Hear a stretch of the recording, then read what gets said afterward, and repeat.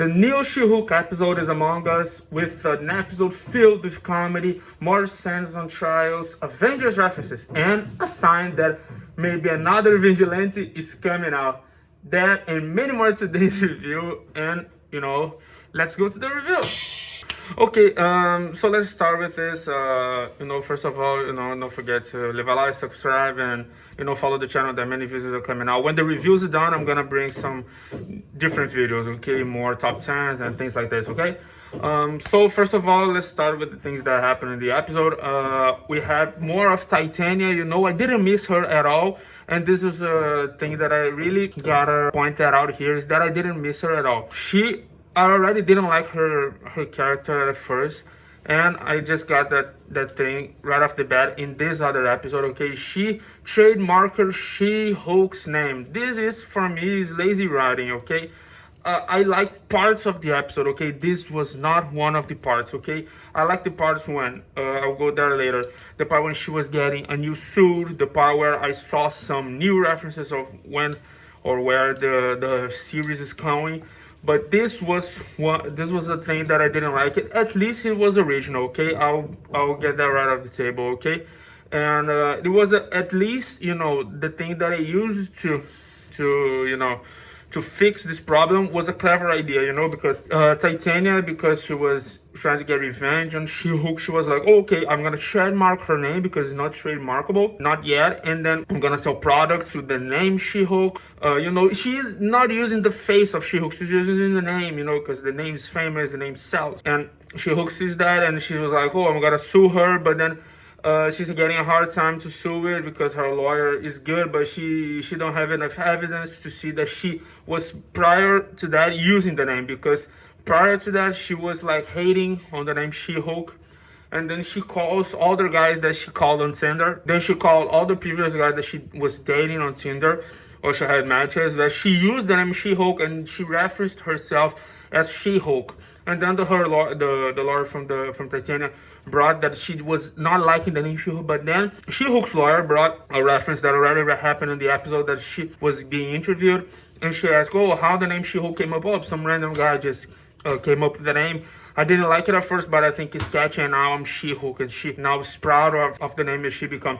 And I think it's a thing that you can see in her. Like, She-Hulk is a thing, Jennifer Waters is another thing. Jennifer Waters is not that confident as She-Hulk is. Of course, Jennifer Waters is a very empowered woman. She is very hardworking. But then when she transforms into She-Hulk, she feels more powerful because she's more powerful. She transforms in a, it's anyone's opinion that she becomes prettier or not. She becomes stronger, and then she gains confidence. That's why she went to Tinder with her, because it's not just the appearance, it's the attitude that she has. And I think this episode stick to the fact that she is now really comfortable being She-Hulk, more than she ever was before. Another thing that I remember just now was her, I think it was her brother. It's not her brother, I think it's her cousin that was selling She-Hulk's thing, but it was She-Hulk's from the brand from Titania. He was getting her signings so he could sell more. I think this is a funny thing. Like, I wish there was some Avenger that was getting money from this, like for example, Ant-Man. Okay, if I would get someone to do, is gonna be Ant-Man. Ant-Man is gonna do like some printings of his own face on t-shirts and toys and things like this, and he's gonna write down and gain money out of it. No, it's not prohibited to do that.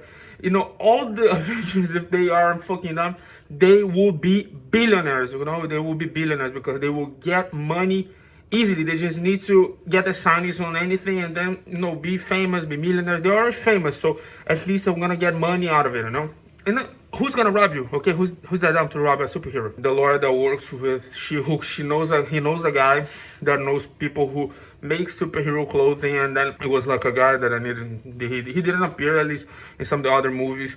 He does superhero clothing, I think B superheroes, I guess Tony Stark made most of the suits that the Avengers used. At the end of the episode was with the big smile on my face, seeing a Daredevil helmet. You don't know anything about of customers' privacy, and then you see the yellow helmet from Daredevil. It's a bit of a downgrade, because if you see Netflix Daredevils, the guy who made the Daredevil suit, the original one, he was a badass guy. He did like in dark cave and and this Daredevil made his clothing with, I don't know, he's like a stylish guy. Now he doesn't pass the vigilante vibe, the dark vibe that Daredevil passes. But the yellow clothing is a very traditional clothing that he has from the comic, and it's gonna suit well. I think it's gonna suit well also with the atmosphere of the series, because the series, there is a lot more comedy than the Daredevil from Netflix show had.